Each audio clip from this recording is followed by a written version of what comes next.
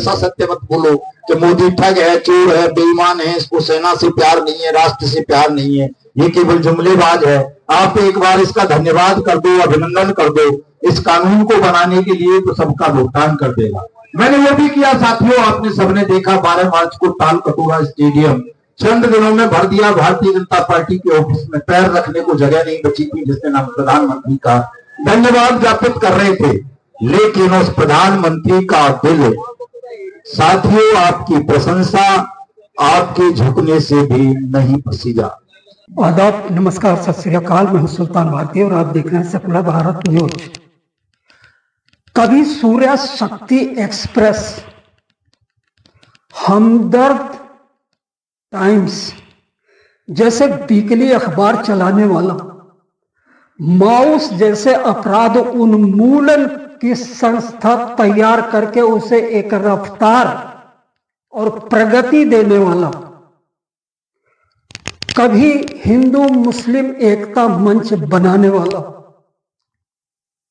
और आज तप जप बनाकर पूरे देश में भ्रष्टाचारियों के खिलाफ एक अलख जगाने वाला अगर कोई शख्स है तो वो है मदन लाल आजाद। एक धाकड़ पत्रकार, धाकड़ समाज सेवी और कभी शादी न करने का व्रत लेने वाला, या यूं कहिए कि समाज सेवा में इस तरह डूबा कि उम्र ही निकल गई, घर वाले पूछते रह गए और ये दूसरे अबुल कलाम आजाद बन गए, यानी शादी की थी, उम्र निकल गई।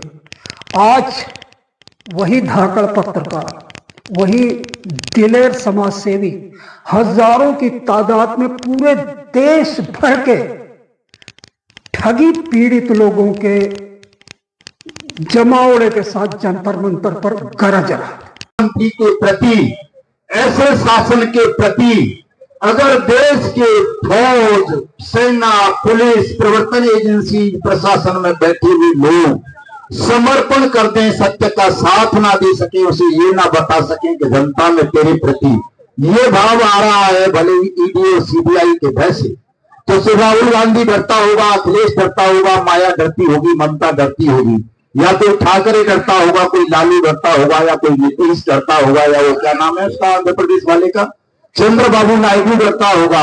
लेकिन ये जो ठगी पीड़ित हैं, जो जमीन पर बैठे हैं, ये देश के सच्चे भक्त हैं, पीड़ित हैं, ये तुझसे नहीं डरते, क्योंकि ना तू सीबीआई की गिरफ्त में भेज सकता है, ना इनके ईडी भेज सकता है, ना इनके पास किसी के काला धन है, ना इन्होंने कोई डकैती मारी है, ना कुछ नहीं किया है।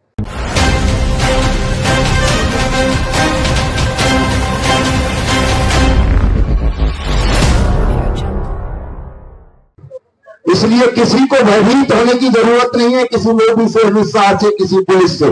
बहुत उत्पीड़न फैलिया है आपके सब में कि जरा सा कोई निवेशक थाने पहुंच जाए आपकी शिकायत लेकर के, साहब इस इवेंट में मेरा पैसा जमा करवाया था और पैसा वापस नहीं दे रहा, तो ये मोदी की पुलिस, योगी की पुलिस, मोहनलाल यादव की पुलिस, और वो कौन सा शर्मा है, कौन सा सिद्धारमैया है, पूरे देश की पुलिस लठ लेकर, डंडा लेकर आपके पीछे पड़ जाती है कि पकड़ लो, एजेंट के पास जो गुर्दे हैं उन्हें भी निकाल के बेच दो, इसकी भैंस छिनवा दो, इसका खेत बिकवा दो, इसके कपड़े करवा लो, इसकी जेब में जो कुछ भी है वो सब छीन लो। सभी लोग जानते हैं कि आपके पड़ोस में, चाहे आप शहर में रह रहे हो या कस्बे में, शहरीकृत गांव में ही क्यों ना हो, और देश के किसी भी स्टेट में हो, ऐसे लोग आपके पड़ोस में कंपनियां खोलकर बैठ जाते हैं जो पैसे को चक्रवृद्धि ब्याज के साथ कभी डिविडेंड की शक्ल में लौटाने का वायदा करते हैं, तो कभी इस तरह की कंपनियां किस तरह उन मध्यम वर्ग और निर्धन लोगों का, मजदूर वर्ग का खून पसीने की कमाई हुई रकम को लेकर उड़ जाते हैं हवा में, पता नहीं लगता। जिस पैसे को वो बुरे वक्त के लिए बदलने के ख्वाब के साथ रखते हैं कि बुढ़ापे में या बच्चों के शादी में या खेत खरीद लेंगे, घर बनवा लेंगे, और फिर उनके सपने बिल्कुल हवा में छू मंतर हो जाते हैं, और छू मंतर हो जाती हैं किसी सुबह को जागने के बाद इन लोगों की, इनकी उम्मीदों की वो कंपनियां जो इनके सपने चुराकर इनकी आर्थिक मेरुदंड, इनकी रीढ़ की हड्डी तोड़कर निकल चुके होते हैं। एक पीड़ा का अंतहीन सिलसिला, और वही पीड़ित लोग को इकट्ठा करने की जिम्मेदारी आज से 20 साल पहले उठाई मदन लाल आजाद ने, और आज पूरे देश के हर शहर में, हर जिले में उसकी मीटिंगों ने, उसके अलख ने और उसके कोशिशों की मसाल ने उन भ्रष्टाचारियों की नींद उड़ा रखी है। अब इसका उपाय क्या है साथियों? जब पूरा पॉलिटिकल सिस्टम आपके पक्ष में नहीं बोलता, सरकार आपका पक्ष में नहीं बोलती, वो आपका भुगतान नहीं करना चाहती, देश का बेईमान गृह मंत्री इस कानून के होते हुए सहारा के विक्टिम्स के लिए गैर कानूनी रूप से, असंवैधानिक रूप से सहारा सीआरसी पोर्टल खोल देता है। सीआरसी एक्ट में कहीं नहीं लिखा साथियों कि सीआरसी किसी का पैसा वापस करेगा।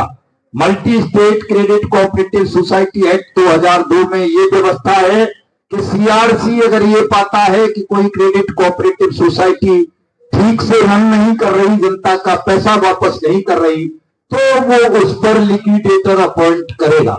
ये व्यवस्था नहीं है कि देश का गृह मंत्री कानून की, संविधान की धज्जियां उड़ाते हुए सीआरसी में कोई पोर्टल लॉन्च करवा देगा ताकि सहारा के पीड़ितों को गुमराह किया जा सके, उन्हें बर्ड्स एक्ट आंदोलन में सम्मिलित होने से रोका जा सके। कभी अपना अखबार निकालने वाला मदन लाल, कभी माफिया उन्मूलन समिति बनाकर अपराध मुक्त समाज देने के लिए संघर्ष में अपनी जिंदगी लगा देने वाला मदन लाल, आज पूरे देश के ठग पीड़ितों के खिलाफ चल रहे तब जब आंदोलन का मसीहा बन चुका है। आज कई हजार की भारी भीड़ दिल्ली के जंतर मंतर पर इकट्ठा थी और मदन लाल आजाद अपनी जिंदगी की आखिरी सांस तक इस सम्मेलन को वक्फ कर देने के वादे के साथ वहां दहाड़ रहा था। और आखिरकार मैंने भी मदन लाल और उनके उन जुझारू साथियों से बात किया जिनके बलबूते ये आंदोलन एक बूंद से समंदर बनने की तरफ अग्रसर है। जी सर, बहुत प्रचंड प्रदर्शन चला रखा है आपने, पूरे देश को मत रखा है, लेकिन इसके बावजूद भी सलूशन अभी दूर क्यों है? अभी मैंने भारती साहब बताया कि सलूशन इसलिए दूर है, समय चाहता है संपूर्ण क्रांति व्यवस्था परिवर्तन, इसलिए उसने शासक प्रशासकों के सिर पर अहंकार छोड़ दिया है, अहंकार के देवता को ला दिया है कि कोई बात मत सुनो, धक्के मारो, हिंसा करो, मान करो, किसी का एक पैसा भी मत। सलूशन नहीं होगा बिना संपूर्ण क्रांति के। संपूर्ण क्रांति करो। मदन लाल जी, दिल्ली का प्रशासन भी, दिल्ली की जनता भी और दिल्ली के समाज सेवी भी आपकी प्रकृति से बहुत अच्छी तरह वाकिफ है कि संघर्ष आपकी आस्था रही, आपकी जिंदगी रही है। इसके बावजूद अभी तक मैंने यही सबसे लंबा संघर्ष देखा। वजह क्या है? वजह यही है भारती साहब, वो मूवमेंट में शायद क्रांति के अंकुर नहीं थे, बीज नहीं था क्रांति का। परमात्मा को ये लगता है कि ये मूवमेंट ऐसा है, ये प्रकरण ठगी वाला ऐसा है जहां क्रांति का बीजारोपण किया जा सकता है, और कर दो। क्रांति के लिए कोई मूल विषय चाहिए होता है ना साहब, प्रकृति को, परमात्मा को। तो केंद्र सरकार कोई तो एक्सक्यूज देती होगी, क्या बहाने कर रही है? इसलिए हम सुप्रीम कोर्ट गए थे इस मैटर को लेकर के। सुप्रीम कोर्ट ने कंप्लायंस फाइल किया, ऑल स्टेट्स ने, सेंट्रल गवर्नमेंट ने भी ये कहा कि हमने कानून बना दिया और उस कानून को लागू करना हमारा काम तय कर दिया। अब अधिकारी जाने, राज्य जाने, लॉ एंड ऑर्डर जो है स्टेट का मैटर है। सेंट्रल ने ये कह दिया, स्टेट ने ये कह दिया कि साहब हमें फंड नहीं दिया सेंट्रल ने, तो वो कंप्लायंस कंप्लीट हो गई। मतलब समाधान की गेंद एक पाले से दूसरी पाले में डाली जाती है, जी, जिम्मेदारी डाली जाती है जी। कोई आगे नहीं बढ़ रहा है, कोई आगे नहीं बढ़ रहा। सरकारें बदल गई और आपका अनुभव होगा कि विगत सरकारों ने भी कुछ नहीं किया इस दिशा में। तो उम्मीद तो है यहाँ तो सबका साथ सबका विकास, फिर ये विकास कहाँ जाके अटक रहा है? ये अटक जाता है मदन लाल आजाद पर जाकर भारती साहब। मदन लाल आजाद को स्थापित करना है देश में परमात्मा को, नारायण को, तो वो खुद शनि बनकर इनके सिर पर सवार हो गए। राहुल गांधी का भी घेराव करेंगे। राहुल गांधी का घेराव की कह रहे हो आप? मैंने अभी थोड़ी देर पहले घोषणा की है, मिट्टी में मिला दूंगा राहुल गांधी मोदी और राहुल दोनों को, सबको, जितना भी पॉलिटिकल सिस्टम है देश का। कब शुरू होगा ये? 1 मई का टाइम तय कर दिया है। आपके बगल में कई क्रांतिकारी साथी खड़े हैं, अब मैं चाहूंगा कि इनसे भी पूछ लीजिए।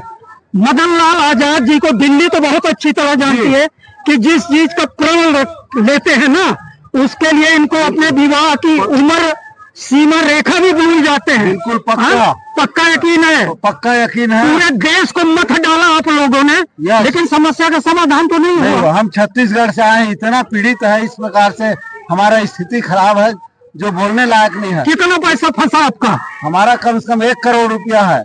आप देख रहे हैं 1 करोड़, और 2 साल हो गया है वो तहसीली में जमा करा करके नहीं दे रहे हैं। बहानेबाजी चल रही है। बहानेबाजी चल रहा है। जी, क्या नाम है आपका? मेरा 50 लाख जमा है। कहाँ से आए हैं? हम छत्तीसगढ़ से आए हैं और इतना पीड़ित है, खाना पीना सब हराम हो गया हम लोगों का। हर साल वोट देते हैं आप लोग, हर साल देते हैं, किसी न किसी को सत्ता में लाते हैं, उसके बाद वो आपके सपनों पर सारा बात उठाना गाते हैं।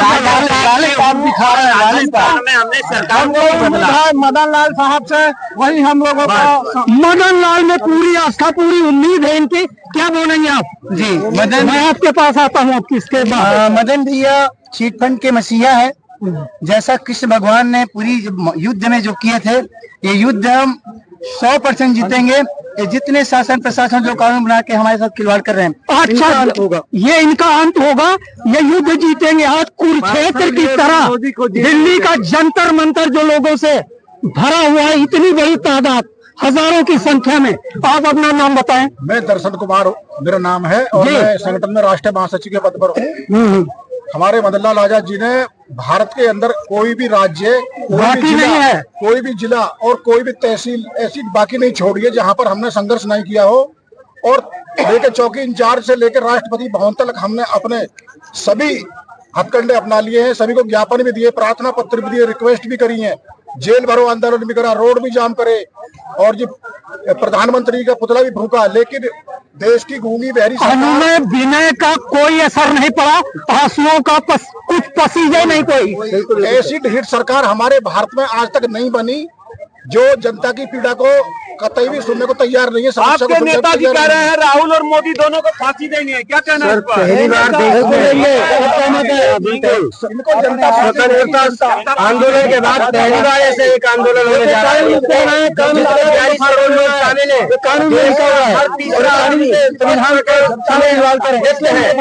शामिल है, हर तीसरा पीड़ित है।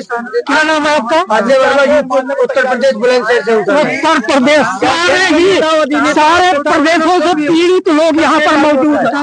कहाँ से आए हैं? मथुरा से। अच्छा, आप तो पूरा तैयारी से आए हो? पूरे तैयारी से आए हैं, क्रांति लाने की तैयारी है, की फुल तैयारी है। कितना पैसा आपका फंसा है? हमारे द्वारा भी 5 करोड़ रुपए फंसा है।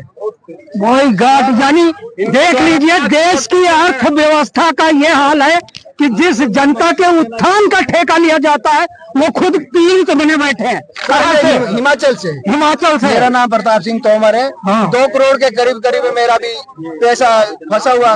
कंपनी कौन सी थी? Company Kemuna cooperative society, multi cooperative society, और अदर भी थी। अदर का पता नहीं कितना आना, पर मैं केमुना के लिए करता था। केमुना में 2 करोड़ मेरा फंसा, जिसमें से कि 25 लाख मेरा अपना।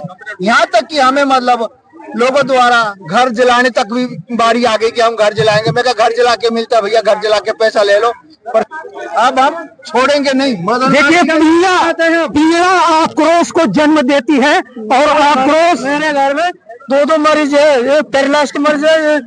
2 लाख रुपये मेरा फंसा है इस कंपनी में, केमुना बैंक में। हमारे को अभी तक नहीं मिला। मेरे 2000 आए हैं हिमाचल से। हिमाचल से, यानी देश का कोई ऐसा प्रदेश नहीं है जो पीड़ित न हो। और यहाँ देश जो है विश्व की तीसरी सबसे बड़ी आर्थिक महाशक्ति बनने जा रहा है। कितनी बड़ी विडंबना है। जिस देश की जनता भूखी होगी, पीड़ित होगी। कश्मीर से भी आएगा, कश्मीर से आएगा। ये जनता ट्राई कर रही है, ये सरकार नहीं। ये जो अंग्रेजों के बाप निकले, ये गधे की वो शेर की खाल ओढ़ के ये मोदी बैठा है ना, गधे की शेर की खाल गधा पे उड़ा दो तो अब ये ढेंचू ढेंचू कर रहा है। ये बुजुर्ग महोदय बिल्कुल सही कह रहे हैं। हमारे देश के प्रथम कृषक प्रधानमंत्री चरण सिंह ने कहा था कि देश की खुशहाली का रास्ता मेन गांव और खेतों से होकर गुजरता है, और खेत मेल गांव और देश के लोग इतने पीड़ित हैं। क्या नाम है आपका? मेरा भास्कर लाल साहू सर। कहाँ से? बिलासपुर छत्तीसगढ़ से हैं। छत्तीसगढ़ जी। अच्छा अच्छा, बिलासपुर जो 2013 में पल्स में सर फंसा हुआ है, पैसा अभी तक नहीं मिला है, बॉन्ड जमा हो चुका है और वो सब एक मुश्त जमा है, एफडी है, 7 साल के लिए जमा किया था, 1,14,035 होना था माह का है, आज तक वो पैसा भी नहीं मिला है। चुनाव में तो सरकार जो भी आपके पास आते हैं कहते हैं दिलाएंगे, घोषणा तो बोल करते हैं सर, कहाँ देते हैं सर? कुछ नहीं बोल सकते सर। उम्मीदों पर जमा है, लोगों के बहुत कुछ पैसे जमा है। मेरे द्वारा कम से कम 3.5 करोड़ रुपए जमा हुए हैं। मेरे खुद के 6.5 लाख रुपए जमा किए हुए हैं इसी साईं प्रसाद कंपनी में, और जो निवेशक हैं मेरी जान लेने पे तुले हुए हैं। चिंता मत करना, कोई भी सबका भुगतान, जैसा भरत भाई ने कहा कि हम करेंगे हम करेंगे। अगर हरी इच्छा यही है परमात्मा की कि हम इस बेईमान शासन को फाड़ फेंके, जमी दोज कर दें, मिट्टी में मिला दें और देश में आपकी सबकी जनता की सरकार बना दें, तो वही करेंगे और उनको सजाएं बहुत देंगे, आपका भुगतान करेंगे। आज से आप सब जुट जाइए अपने मतदान केंद्रों पर जाकर इस फार्म को लेकर के, तमाम ठगी पीड़ितों का सर्वे करो, उन्हें बताओ ये कानून है, और 5 महीने का समय दे दो। 1 मई 2025 को देश में संपूर्ण क्रांति होगी, भुगतान क्रांति होगी, यही संसद होगी, यही जंतर मंतर होगा। यहाँ किसी को ठगी पीड़ितों के अलावा दूसरों को श्वास लेने के लिए भी स्थान साथियों खाली नहीं